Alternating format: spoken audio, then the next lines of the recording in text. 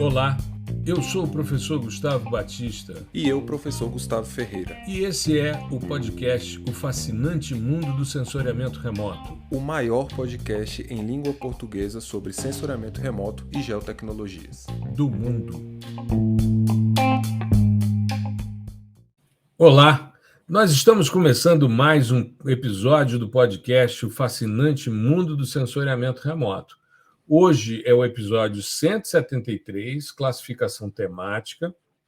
É um tema que a gente já abordou no episódio 142 e no 143, de forma mais aprofundada. Porém, a gente está fechando a nossa minissérie PDI de 0 a 100, porque esse episódio vai ao ar na segunda-feira, né, dia 1º de maio, e a gente vai, no dia 3, fazer o evento PDI de 0 a 100, onde nós vamos tratar as dúvidas mais frequentes. Inclusive, aqui embaixo está passando o link para quem está assistindo em videocast. No podcast em áudio é geosensor.com.br/PDI100-inscrical, que é a inscrição sem o cedilha e sem o tio, -YTB de YouTube, tá? Então, geosensor.com.br/PDI100-inscrical-YTB. Tudo bem, Gustavão? Fala aí, professor, beleza? Tudo certo? A gente vai, como você falou, né? A gente vai dar um overview aqui sobre a questão de classificação, principalmente onde pega o pessoal, né? Por exemplo, amostragem, número de amostras, como eu amostro, o que é uma matriz de confusão, né? E explicar também como são classificados os algoritmos de classificação, né? Que eu acho que é uma coisa que... Categorizados, né? Eu Isso. gosto mais de usar o termo categorizado, porque foge da classificação dos classificadores, né? Para ficar um negócio mais elegante, mas enfim. Porque tem essa questão, né? E assim, é quase unanimidade que quando a pessoa se depara com, cara, eu tenho que classificar isso aqui. Qual algoritmo que eu vou utilizar? Ou eu utilizo só um, posso utilizar vários e tal. E assim, isso são coisas que parecem, né, meio ingênuas, porque num primeiro momento, para gente que já passou por essa fase, é tipo assim, cara, usa todos aqueles que você conhecer e, inclusive, faz uma comparação entre eles, em termos de métricas, né? É interessante isso. Ou utilize aquele que você entende, tintim por tintim, como ele funciona. Quais são os princípios que estão envolvidos ali, a lógica por trás do cálculo, né, desse classificador. Porque, assim, se a gente pegar no geralzão, classificar um conjunto de dados algebricamente é você criar separadores, né? Você vai criar retas ou planos, né? Se for em 3 dimensões, e como a gente está falando de imagem de satélite, geralmente são mais de 3 dimensões, então você cria separadores n-dimensionais que você vai meio que colocar em caixinhas.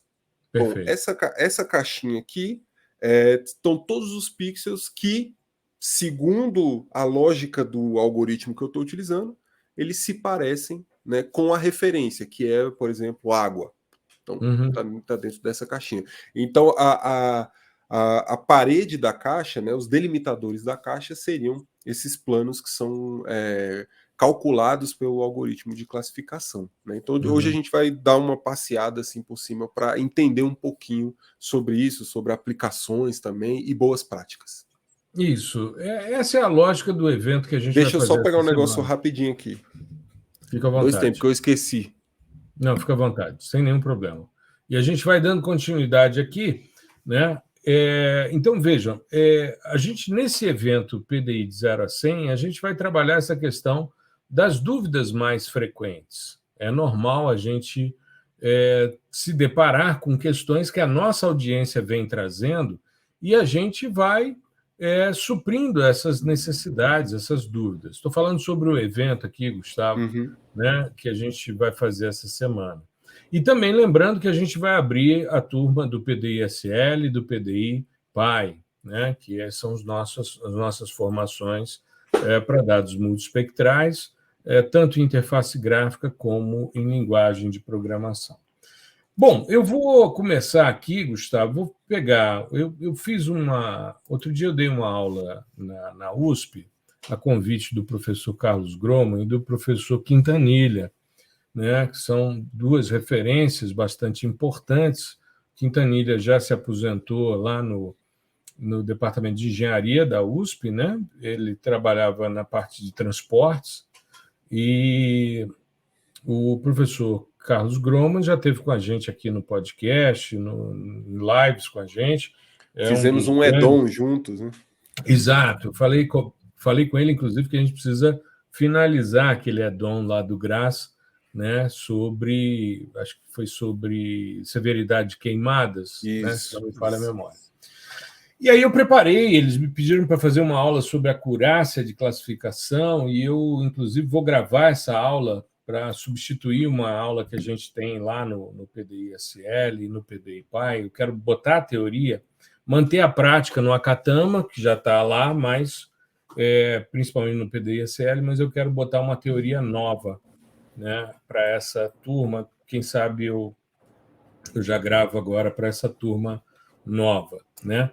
Mas a ideia é o seguinte: quando a gente pensa classificação, o que a gente está buscando é informação.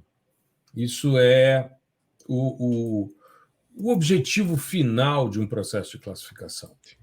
Ou seja, entender como a superfície está refletindo, emitindo ou espalhando a radiação, né, dependendo dos diversos tipos de sistemas sensores, e o que isso pode me trazer de informação. Então, esse é o objetivo primordial de um processo de classificação: entender a informação espacial. E isso é bastante interessante, existem diversas maneiras de se fazer isso, né? E o Jensen, eu gosto muito da classificação que o Jensen, da categorização que o Jensen propõe no seu livro de processamento de imagens, processamento digital de imagens, no qual ele diz que a gente pode agrupar as técnicas, os algoritmos, os métodos podem ser agrupados em algoritmos baseados em estatística paramétrica e não paramétrica, ou seja, os que atendem a uma distribuição normal e aos que não atendem a essa distribuição. Os baseados em lógica não supervisionada ou clusterização e lógica supervisionada. Os baseados em classificação hard ou soft, no caso, lógica fuzzy. E os baseados em classificação por pixel orientada a objetos. E ainda as abordagens híbridas, né? Então, quando a gente pensa nessa categorização, e ainda existe a classificação unidimensional, a gente não pode se esquecer dela. O fatiamento é uma classificação. Sim. Ou seja, você subdividir o seu histograma em faixas é bastante interessante para a gente poder trabalhar essas questões. A estatística paramétrica e não paramétrica, né, a gente vai ter essa busca pelos dados normalmente distribuídos por sensores remotos. Não necessariamente os dados, principalmente os índices espectrais, eles não se ajustam à normalidade. Então, nós precisamos de métodos não paramétricos. E existem também, dentro desse contexto, os métodos não métricos, que é o caso, por exemplo, das árvores de decisão, que são baseadas em regras, né? Então, a partir de determinados limiares, você transforma dados de valor real em dados de escala nominal, ou seja, se eu tenho variações de valores de fluxo radiante, eu posso definir que isso é floresta, é agricultura, é solo, é água. Os baseados nessa lógica de clusterização e classificação, como os americanos fazem, né, a não supervisionada é quando você intervém minimamente no processo, ou seja, você pega o seu conjunto de dados e pede que ele organize num número específico de clusters a partir de processos normalmente iterativos, e aí você tem os agrupamentos, essa clusterização. Já as supervisionadas partem de regiões de interesse, amostras de treinamento em que você indica ao classificador que busque padrões semelhantes àqueles que você definiu a partir do conhecimento da área ou mesmo a partir de uma clusterização prévia. Esse sistema baseado em classificação hard ou soft eu acho muito interessante. O hard ou não é, ou seja, ou binário, né?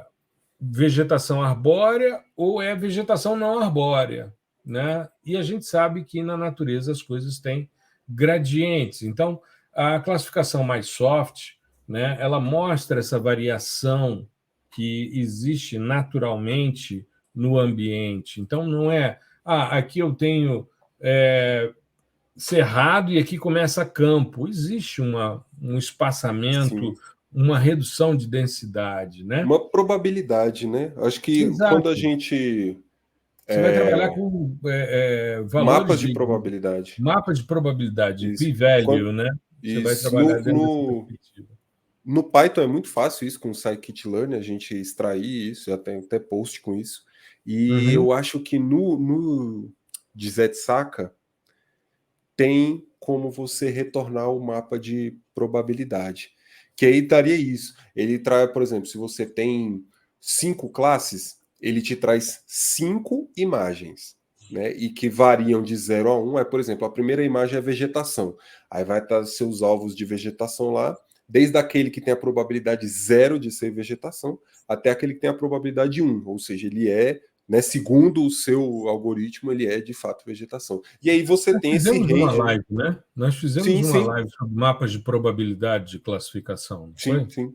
E aí você tem esse intervalo, né, esse gradiente, que aí você pode calcular. Você pode, por exemplo, tirar, linearizar, né, essas probabilidades. Bom, eu quero só quem tem acima de 0,7. Ou você pode fazer a diferença entre a probabilidade de uma classe e a probabilidade de outra, porque geralmente, né, aí vai depender do tanto de alvo que você tem.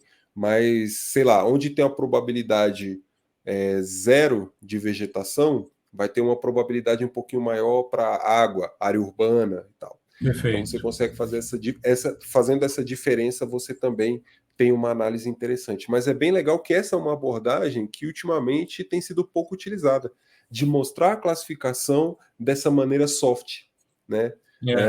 O que a gente tem feito mais e visto ultimamente é a hard, né? Ou é um, ou é o outro, ou é aquele outro, enfim. E essa soft é muito legal também, principalmente para alguns alvos específicos. Acho que para vegetação é muito legal, quando você tem tipos distintos de vegetação na mesma cena, né? Isso é bacana, porque aí você pode entender, inclusive, a influência de cada tipo de vegetação na classificação, né? Igual se a gente roda, quando a gente roda ali para nossa área de estudo aqui, o Parque Nacional, as matas de galeria, elas costumam dar probabilidade sempre 1, enquanto feições de cerrado e campo raramente dá 1. Vai ficar sempre variando, porque você tem o background ali dos solos, né? Então tem toda uma questão. Você tem a variabilidade espacial, né? Variabilidade espacial. Levado em consideração, né? É uma feição que é mais esparsa, ela não é tão concentrada igual mata de galeria. Então isso é muito legal e todo esse tipo de informação a gente extrai dos mapas de probabilidade. Exato. Aí a gente entra na classificação baseada em pixel e a classificação orientada a objetos. Basicamente, a diferença é que na imagem, na classificação pixel a pixel, você avalia exatamente dessa forma, ou seja, cada pixel de forma isolada, sem uma relação de contexto com a vizinhança, com os objetos que estão próximos. Ou seja, você não tem a segmentação do seu dado, as relações existentes entre um alvo e outro, né? Então, é interessante esse tipo de análise. E uma das coisas que mais chama atenção, e aí você comentou sobre isso, é a definição das nossas amostras. Eu não sei se você se recorda, nós fizemos, acho que foi no ano passado, a gente já fez tanto evento junto que eu já não me lembro mais quando foi. Então, eu não vou ficar me prendendo a datas, até porque minha memória é mais seletiva. Eu tenho que guardar para os processamentos e para as teorias e para as orientações. Se eu ficar guardando data, aí eu me lasco, né? Então, é verdade, é verdade. eu não posso pensar muito nessas coisas, não. Mas nós fizemos um evento de PDI em que a gente foi em 3 dias fazendo a análise. Eu acho que eu estava só nesse evento e você estava no background me ajudando, porque era PDI-SL que a gente estava lançando. A gente começou essas análises de lançamentos conjuntos, PDI-SL e PDI-PI, mais recentemente, né, desde a da Black November passada, né, que a gente fez isso. Mas é interessante porque eu fui conduzindo as pessoas ao erro. Não sei se você se recorda disso. Eu peguei amostras grandes, com variabilidades entre os alvos, os pixels que estavam ali, justamente para dar errado, né? E aí fiz, no segundo dia, a classificação com o povo e a classificação ficou uma droga. E aí as pessoas meio que, pô, mas... Sabe aquela sensação de, Por pô, mas quê, é né? assim que eu faço? É assim que eu faço, e por que de repente, né, você olha e fala, né? Aí eu olhei e falei, fiquem Frustração. tranquilos, amanhã a gente resolve essa questão. Eu falei para eles, não fica achando que eu não soube fazer, não. A questão é, estou induzindo vocês igual o flautista de Hamelin, né, levando os ratinhos para dentro d'água, tocando e tal, e todo mundo indo felizinho para dentro d'água, né? Então, foi muito interessante. Por quê? Porque eu sabia que se eu pegasse áreas urbanas específicas dentro do DF, a quantidade de vegetação confundiria vegetação periurbana e vegetação intraurbana. Eu sabia que se eu pegasse áreas de solo exposto com presença de gramíneas, eu ia gerar confusão. Eu sabia que se eu pegasse pixels de água e de borda de reservatório, geraria confusão. E aí eu fui conduzindo dessa forma. No dia seguinte, primeiro eu fiz uma análise de componentes principais para reduzir a redundância e pegarmos as áreas mais Representativas, né? representativas, exato. E depois pequenas amostras, claro que várias amostras, mas pequenas amostras, bem encapsuladas para pegar o máximo de pixels puros dentro de um contexto em que a variabilidade interpixels é grande, né? E também a intrapixel, porque a gente está trabalhando com dados de média resolução, né? Então, é interessante a gente pensar nesse tipo de situação, porque dependendo de como você organiza, você mata o seu processo. Sim. E a informação que você buscou vem toda truncada. Então, de repente, tudo fica urbano. Aí você olha, putz, e agora? Como é que faz? A gente sabe que não é assim, né? E no radar, a gente Eu ia tende a falar dar do radar, uma... A exatamente. gente dá uma expandida um pouco nos polígonos, né? Porque se você restringe muito no radar, vai ficar tudo salpicado, você não vai entender nada. Exato. O polígono tem que ser maior no radar justamente por causa do speckle. Mas é interessante também porque a gente finalizou agora a gravação do PDI-SAR, né? E a gente finalizou com classificação. Apesar de que a gente vai fazer um evento interno para os nossos alunos dos 4 cursos, vamos chamar todo mundo para a gente fazer um evento interno que vai criar um novo módulo dentro do PDI-SAR também. Mas esse spoiler eu não vou ficar dando, não, porque isso aí vai ser interno, como a gente fez o ano passado para os nossos alunos, o mini curso Índice de Vegetação, que foram 6 horas e meia, e que geraram 22 aulas desmembradas ali desse evento. Nós vamos fazer algo similar para os nossos alunos, passando esse evento do PDI de 0 a 100 e abertura das novas turmas do PDI-SL e do PDI-PAI, nós vamos fazer um evento interno só para os nossos alunos, né? Já são mais de 600 alunos, então a gente vai fazer um evento para, dependendo do número de inscritos, a gente vê como é que a gente se organiza. A gente vai fazer, né, transmissão interna, alguma coisa nesse sentido, mas, enfim, isso é uma questão técnica. Mas o que acontece? A gente finalizou agora e, na classificação, justamente a inclusão de elementos texturais amplia o nosso espaço de atributos e nos permite uma classificação com mais êxito, né? Não só uma variação temporal, mas também uma variação, né, de atributos texturais por matriz de concorrência, que nós fizemos live também né, no final do ano passado, início desse ano, enfim, tem pouco tempo, e a gente fez uma discussão, inclusive está disponível no YouTube, assim como esse de mapas de probabilidade também está disponível ali, certo?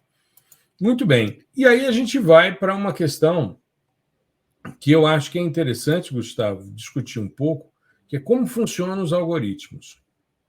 Vamos começar falando sobre algoritmos mais simples, como os de distância euclidiana, ou mesmo de clusterização, para depois a gente ingressar um pouquinho em aprendizagem de máquina, né?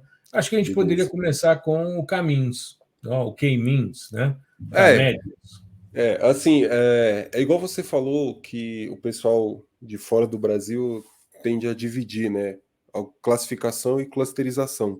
Americano faz muito isso. O K-means, ele está dentro do contexto de aprendizado de máquina. Na verdade, se a gente for pegar na teoria mesmo lá, fundamentos do aprendizado de máquina, que na verdade na época em que foi lançado os artigos, os papers iniciais, chamava-se aprendizado estatístico, né? Se a gente for levar em consideração aquilo ali, tudo que a gente utiliza em termos de classificação, que não é você que está fazendo ali na mão, é aprendizado de máquina, né? Claro. É a máquina que está... não é que ela está aprendendo, é porque essa palavra é igual o Big Bang, sabe? O Big Bang, a grande explosão. Mas não é explosão.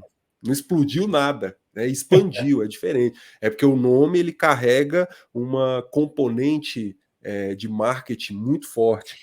Igual Sim. inteligência artificial. Não tem inteligência nenhuma. Assim, ele é um sistema especialista, né? Ele é especialista em classificar certas coisas, em enxergar certos padrões, né? Então, assim, tudo que a gente está fazendo, o sistema, o algoritmo, ele está tentando escrever ali uma regra, uma equação, um polinômio que generalize o comportamento do seu dado, de forma que quando você insira um pixel novo, ele já sabe, bom, esse pixel aqui, ele parece mais com água do que com vegetação, né? E ele pode parecer um pouquinho com área urbana, enfim. Então, assim, a ideia é essa, e isso é aprendizado de máquina. Tá? E o caminho, mas a gente costuma separar e utiliza sempre o K-means como um exemplo, porque é um bom exemplo, porque é um algoritmo extremamente robusto, elegante, né? Robusto, e a maioria das pessoas consegue entender de primeira. A lógica dele é muito simples, isso é que é legal. Ele funciona muito bem. Você consegue implementar o K-means do zero, assim, com conhecimentos básicos de programação. É muito legal essa lógica.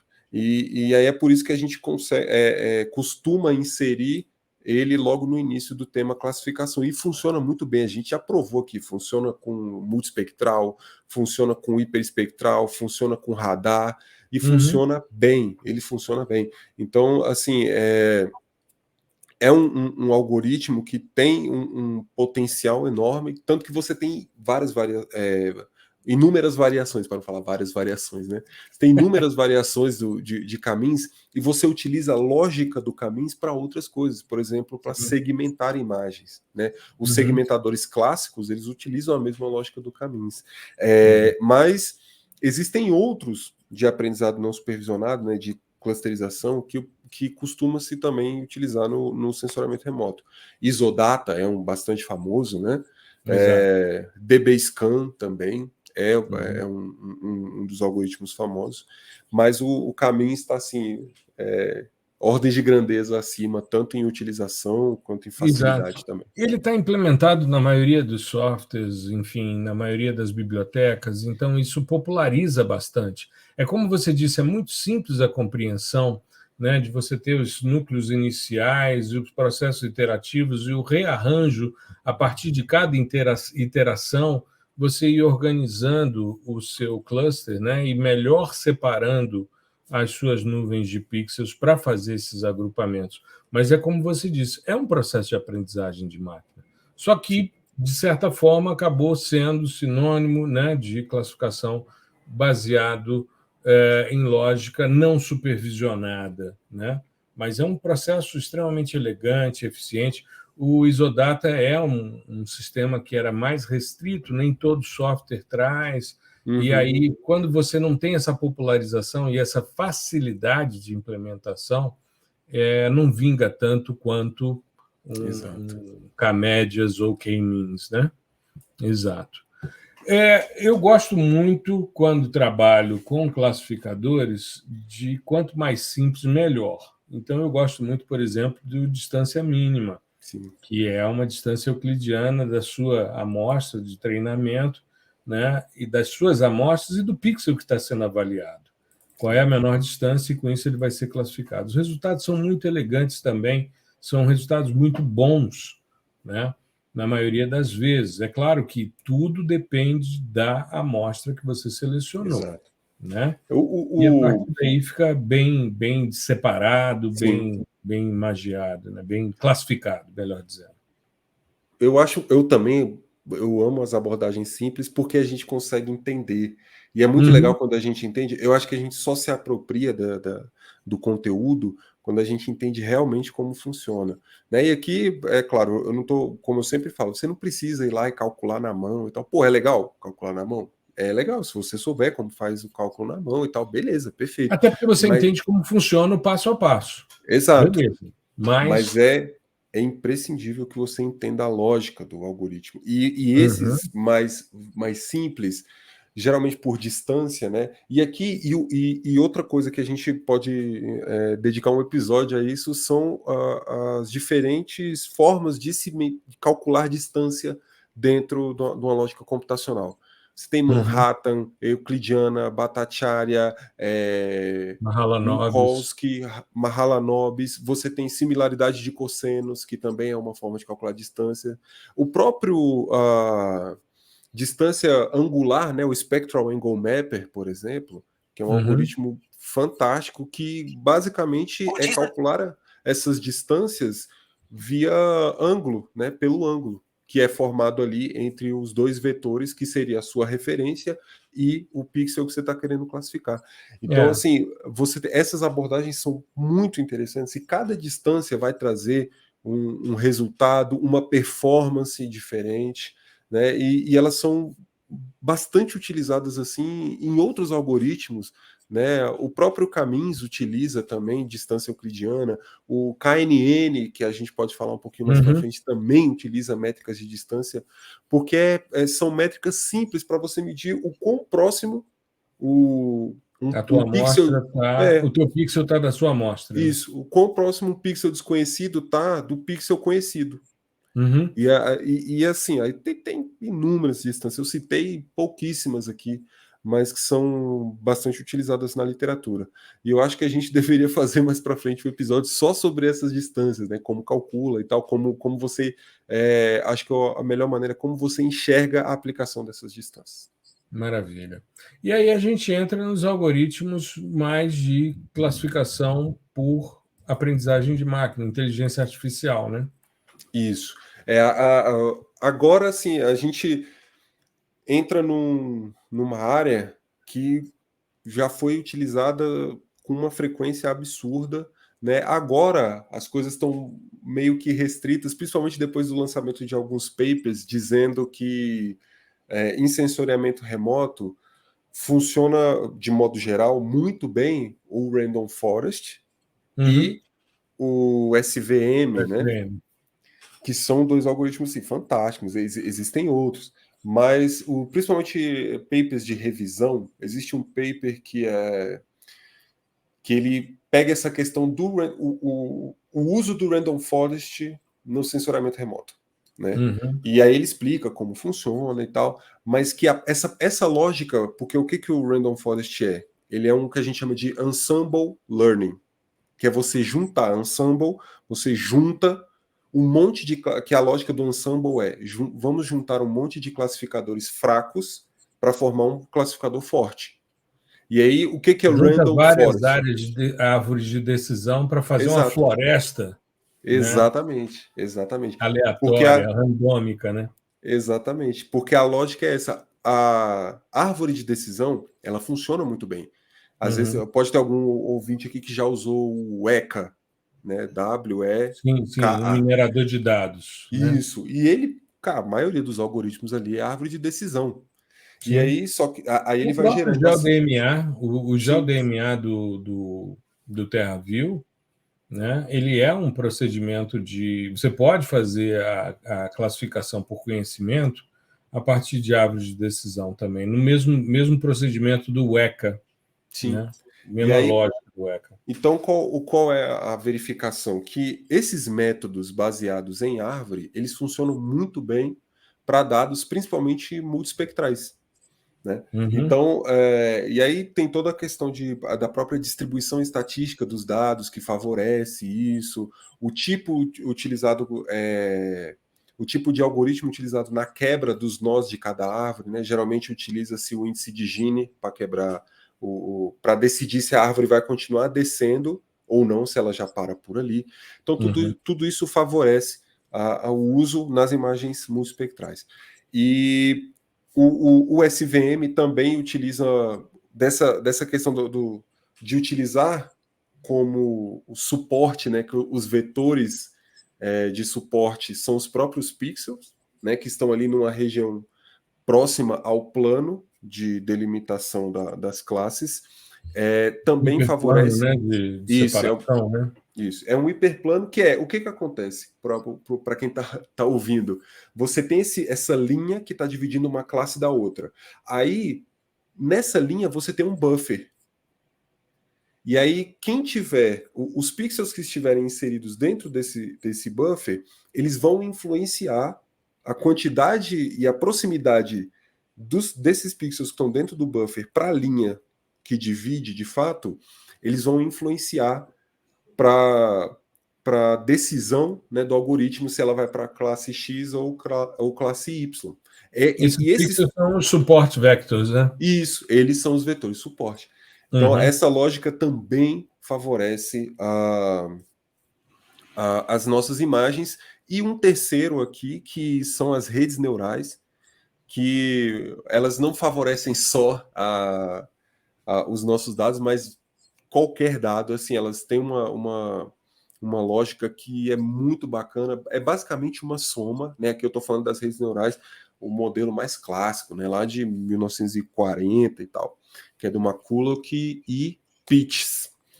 E aí que os caras tentaram emular Memória ali. boa, né? Eu fico encantado quando o cara é novinho e tem uma memória boa. Eu não consigo me lembrar o que eu almocei ontem, mas, enfim, ainda mais guardar nome de autores. Se não for russo e colaboradores, meu amigo, eu não estou Já guardando nada. esquece. Não, É, alguns. brincadeira. Não, eu É guardo porque. muita coisa, mas pelo amor de Deus, eu não. Como a sua memória é primorosa. Mas eu, na tua idade, eu também tinha uma Então, memória tem isso, primorosa. pô, tem isso, tem Depois isso. de um tempo, o HD vai gerando uns bad sectors e não guarda mais. Passa por cima, já era. Mas é isso, os caras eles fizeram uma simulação, modelaram matematicamente como seria um neurônio da parte cognitiva, né? Porque pô, a gente Sim. tem uma porção de neurônios diferentes. E isso deu muito certo até assim para problemas linearmente separáveis. E aí Sim. depois, bom, quando você separa com uma linha, né? Agora vamos imaginar um problema que você separe com uma outra forma geométrica, uma coisa parecida com um X, uma linha que vai numa diagonal e uma outra linha que vai em outra diagonal. Aí ele já fica meio complicado. Aí o pessoal começou a estudar como fazer um enhance, né, aprimorar essa rede de forma que ela consiga também aprender esses outros padrões.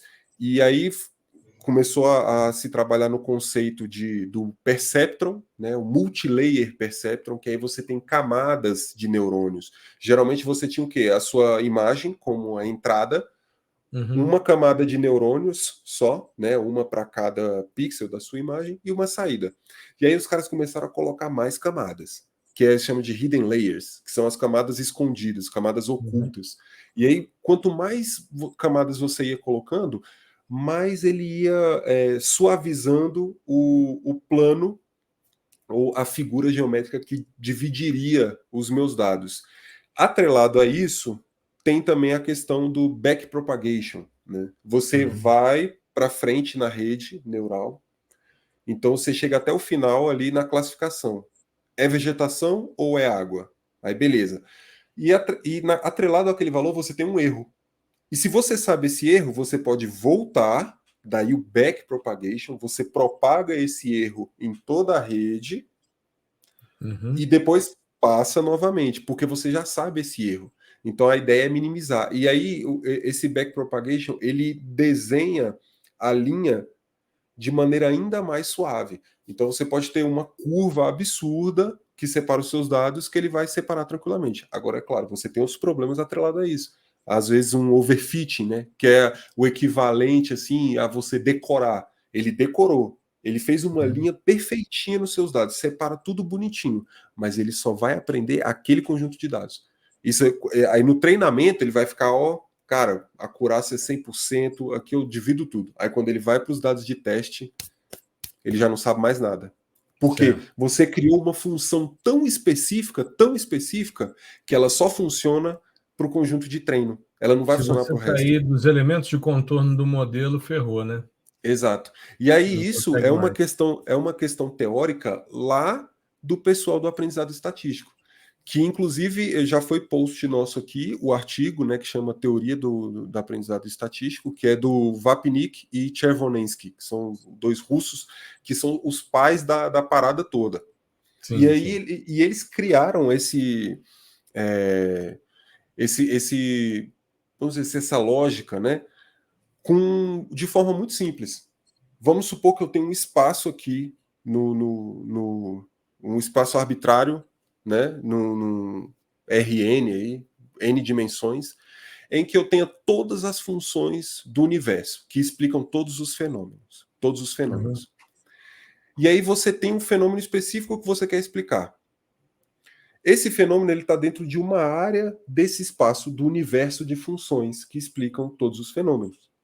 Quanto mais abrangente for essa área, menos classificação, menos poder de classificação você tem. Você vai ter o underfitting. Aí quanto menor for esse espaço, mais restrito, você vai ter o overfitting. Significa que esse espaço, a largura dele, delimita o seu poder de generalização. Basicamente é isso.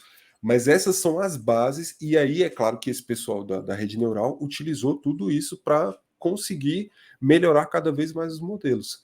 E depois de toda essa questão de melhoramento da rede neural em si, aí começou-se a pensar no que a gente chama hoje de Deep Learning, que é um caso especial das redes neurais, que são as redes neurais convolucionais, onde você utiliza no meio ali camadas de convolução. Convolução igual os filtros que a gente aplica. Sim. Filtro de média, de mediana, não sei o que, tarará. Adaptativos, não adaptativos. Isso. A ideia é você reduzir o seu dado em termos de dimensões mesmo, em XY, até um conjunto de pixels que seja o mais representativo do fenômeno ali ou da classe que você quer ter. Né? Então você faz todas essas transformações convolucionais, né? Tanto que o pessoal utiliza o termo profundo, né? Aprendizado profundo, porque você vai descendo nessa rede e seu dado vai ficando cada vez menor, né? Então você vai ter o extrato mesmo do seu dado, até você chegar lá no final e colocar geralmente um classificador comum, um Random Forest, um SVM, enfim, para dizer se aquele conjunto de pixels ali é água, é vegetação, é solo. E aí quando você sabe isso, esse conjuntinho pequenininho, ele veio de um conjuntão grandão. Aí você vai lá naquele conjuntão grandão e consegue definir o que é água, o que é solo, o que é vegetação, sem maiores problemas. Então, acho que você tem os extratos, né? Você tem a fina flor do negócio. É o suco da informação. De um adensamento, né? Sim. E aí, a brincadeira aqui, igual a gente já falou em outros episódios, é a arquitetura da sua rede. Tem arquiteturas que Falamos são sobre específicas. isso no episódio 143, para quem está nos ouvindo e quiser se aprofundar, 143, inclusive em vídeo, tem O desenho a mesmo. o desenho das redes neurais convolucionais, então, cara, as você tem arquiteturas, e o isso. NET e outras coisas, né? UNet, LeNet, tem a Google Net também, né? Enfim, tem VGG, ResNet, cara, tem centenas, milhares, sei lá, todo dia sai uma nova. E porque a aplicação é aquilo que eu disse no início. A inteligência artificial não é bem inteligência, porque se fosse inteligência mesmo, você tinha uma rede só, você conseguia explicar tudo. Sim. Né? Mas não é bem assim. Por exemplo, a rede que eu crio para rodar multispectral ou para rodar análise de séries temporais, ela não vai servir num radar. Né? Ou se vai, existe uma área que chama Transfer Learning, que é você treina em um conjunto de dados específico e depois roda em outros totalmente diferente e vê o que aquilo dá. Certo. Geralmente ele consegue identificar um ou dois padrões, mas que, por exemplo, se eu rodasse um Random Forest direto no radar, daria um resultado melhor do que eu rodar uma super rede que foi treinada em dados óticos. Foi feita para ser treinada em dados óticos. Então, assim, o legal é você conseguir pegar a ideia da arquitetura da rede, né? Existem redes específicas para segmentação, por exemplo, e aí você insere no seu dado e tenta mudar algumas camadas. Por exemplo, às vezes você tem camadas que são camadas de pooling, né? Que é o que eu já mostrei aqui também, que é você, com base em um kernel, você pega um valor máximo dentro daquele kernel, um kernel de 3x3, então são 9 pixels. Aí ele vai passando. Quando ele colar nos primeiros 9 pixels da cena, ele vai olhar esses 9 e extrair só o que tem o valor máximo. E aí ele passa para próximo extrato da imagem, né? A próxima parte da imagem. Aí extrai o máximo. Aí você tem max pooling, min pooling, median pooling para pegar mediana, enfim. E aí você ajusta essas camadas e vai brincando com elas até você conseguir, de fato, extrair aquele padrão que você quer. Às vezes você quer delimitar áreas inundadas, às vezes você quer delimitar zonas costeiras, sedimentos em suspensão, né? Enfim, depende do seu trabalho, né? Do seu objetivo. Por isso que não é inteligência, assim, né?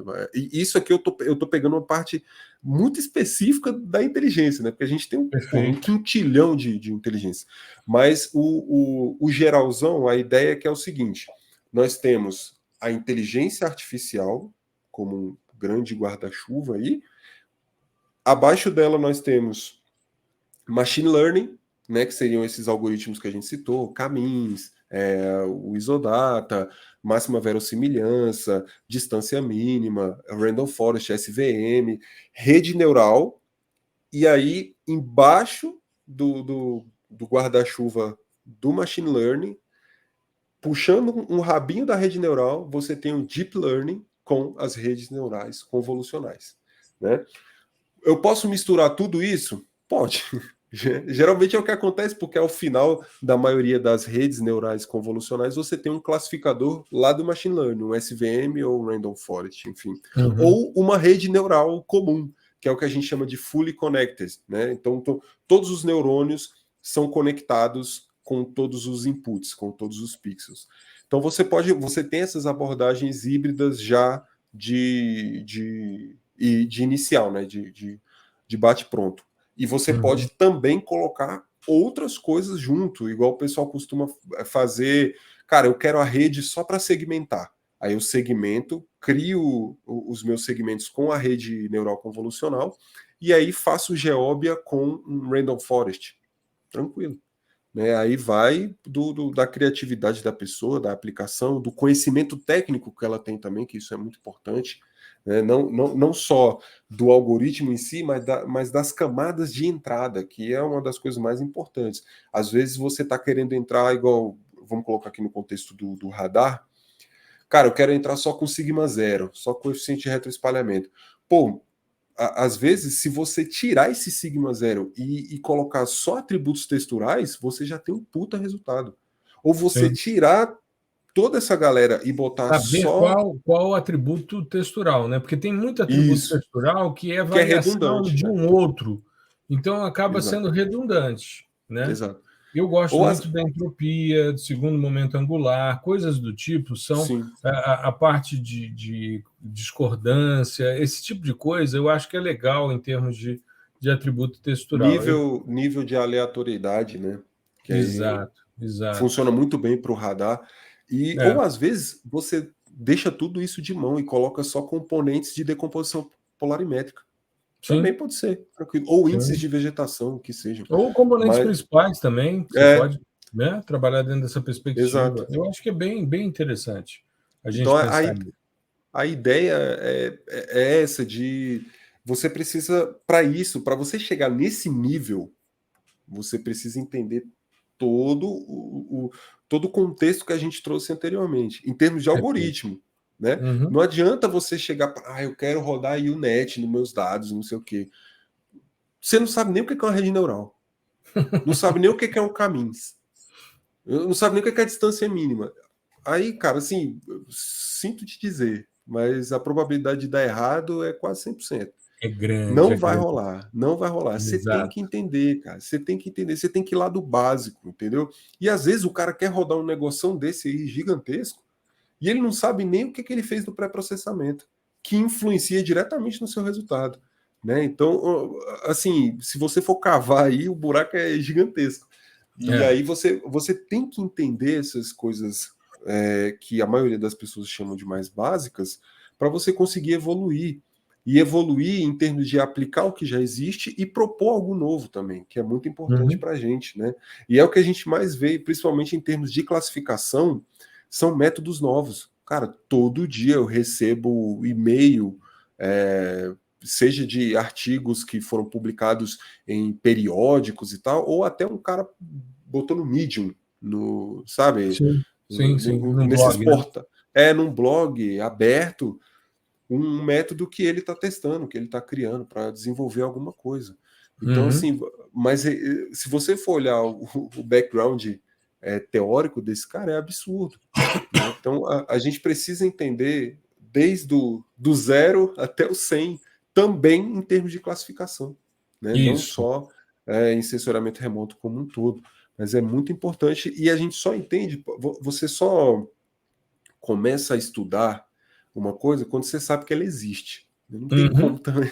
Não tem como eu chegar e falar para você que, cara, ó, roda aí o NET, depois você pode rodar uma ResNet aqui, uma VGG, IOLO, para você detectar objetos. Roda o SAM, Segment Anything, lá do Meta.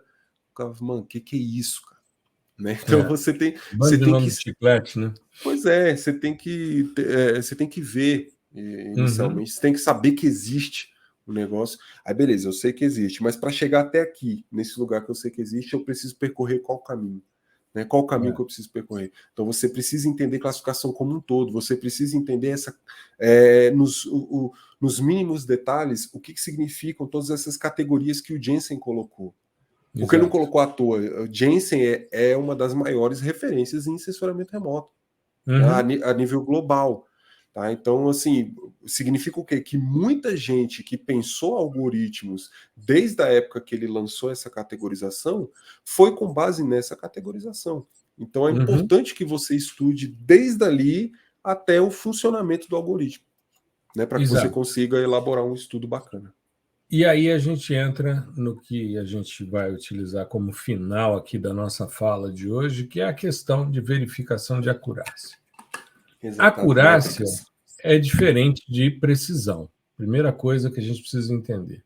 Acurácia é concordância entre um padrão que você considera supostamente correto e uma classificação. Então você sabe, por exemplo, que aquele pixel lá é água e aí você verifica a sua classificação e percebe que foi classificado de forma correta como água. Então isso tem uma acurácia. E a precisão é detalhe ou particularidade e se baseia na variância.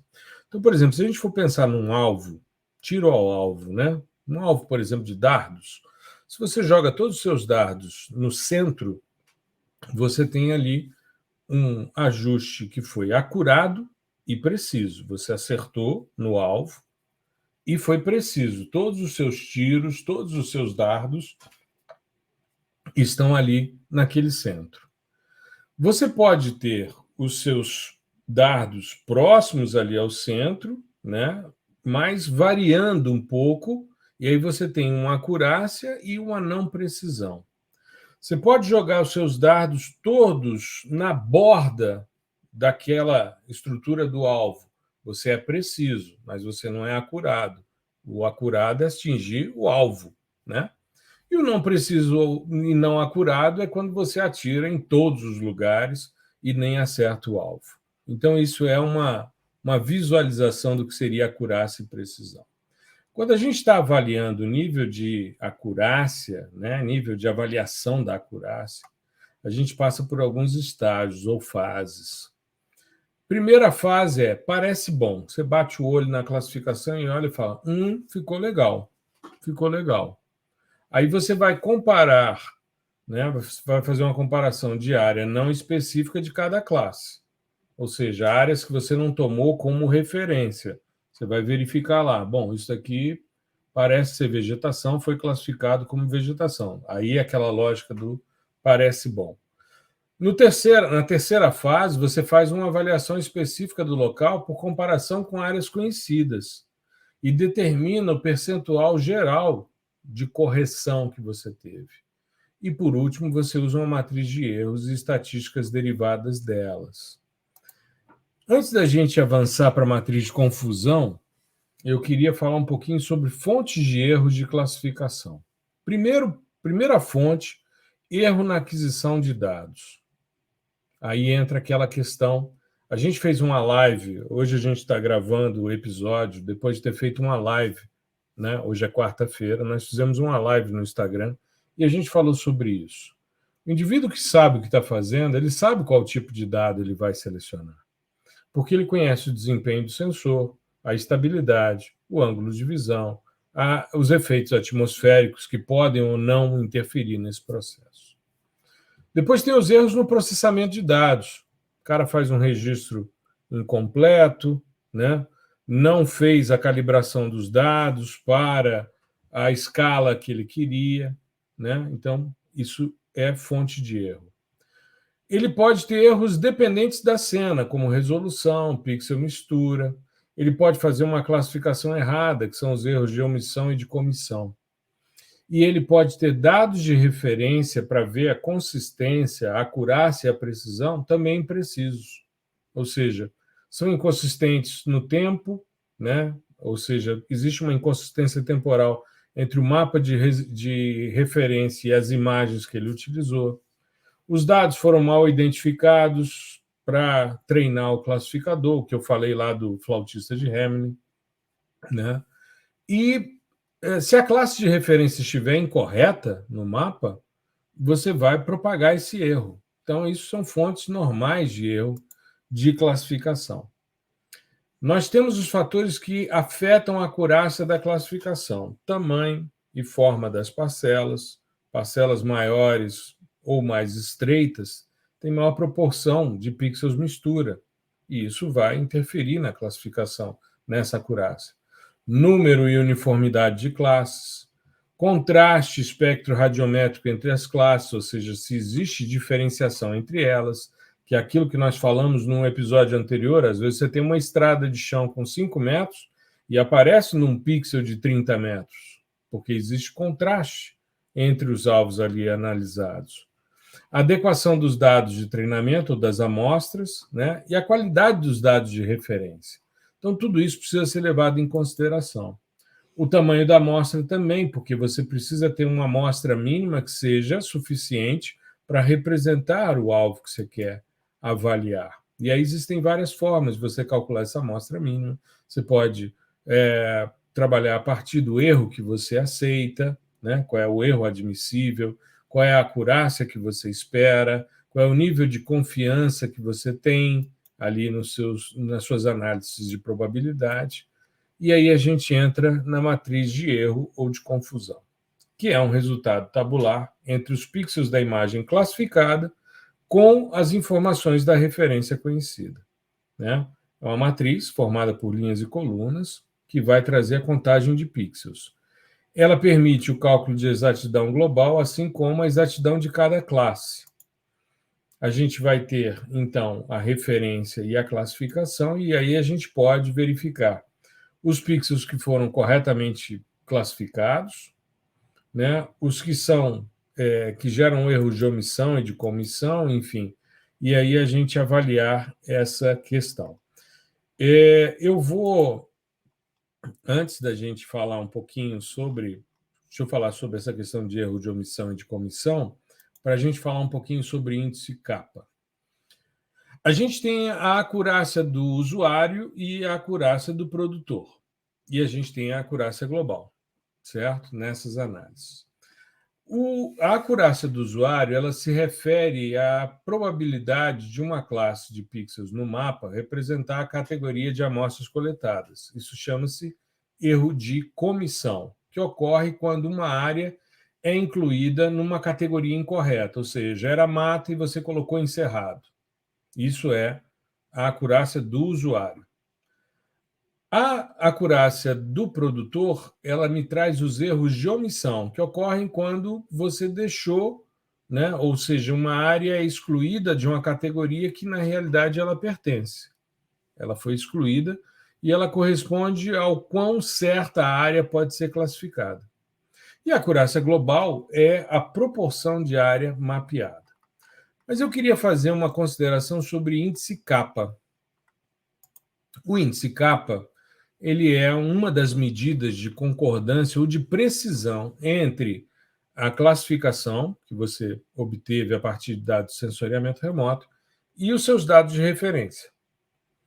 Ele normalmente é calculado a partir de uma relação dos valores totais por classe, tanto na imagem classificada como nos dados de referência, assim como a relação com a diagonal, que é justamente os pixels que foram corretamente classificados.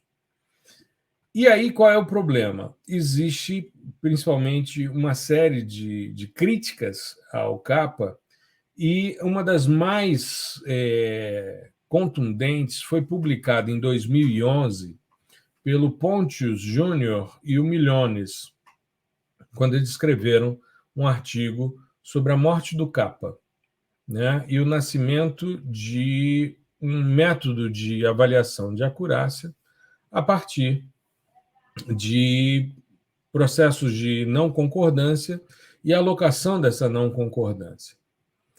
Eles fazem, claro, uma grande estratégia de marketing, né? Você lançar num periódico internacional um artigo que fala da morte de um dos índices mais usuais, mas eles estavam, na verdade, discutindo uma proposição que eles fazem para o índice que eles desenvolveram, né?